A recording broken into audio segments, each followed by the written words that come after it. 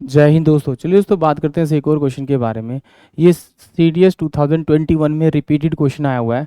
इसमें कहा the difference between the compound interest and the simple interest on a certain sum of money at 12% per annum for 2 year is 72 rupees.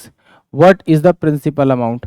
यानी examiner ने कहा कि भाई एक अमाउंट था, प्रिंसिपल अमाउंट था, कोई फिक्स अमाउंट था, उसको 2 साल के लिए सिंपल इंटरेस्ट पे दिया और 2 साल के लिए कंपाउंड इंटरेस्ट पे दिया गया और रेट ऑफ इंटरेस्ट क्या था 12% दिया। तो कह रहा है उन दोनों का डिफरेंस जो है वो 72 रुपीज़ आया। या तो आपको इस क्वेश्चन को इस तरह से हैंडल कर सकते हैं कि पहले आप सिंपल इंटरेस्ट निकालिए 2 ईयर का और फिर कंपाउंड इंटरेस्ट निकाल लीजिए और दोनों का डिफरेंस कर दीजिए तो 72 के बराबर आना चाहिए। या फिर मैंने आपको प्रीवियस क्वेश्चन में भी बताया था कि फॉर्मूला अभी यूज़ कर सकते हैं आप। P इजकल टू में R का स्क्वायर 2 साल के लिए स्क्वायर अपोन में 100 का स्क्वायर इजकल टू में डिफरेंस, ये 2 ईयर के लिए होगा कि सिंपल इंटरेस्ट और कंपाउंड इंटरेस्ट का डिफरेंस होगा पी आर का स्क्वायर अपॉन में 100 का स्क्वायर।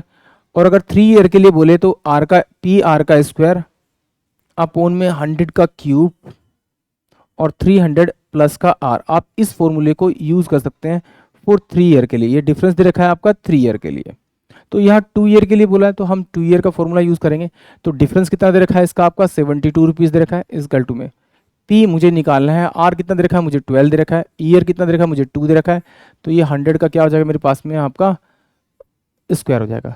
तो ये 72 हो जाएगा इजकल टू में पी इंटू में कितना हो जाएगा मेरे पास में 12 इंटू में 12 बाय में कितना हो जाएगा ये 100 इंटू में 100।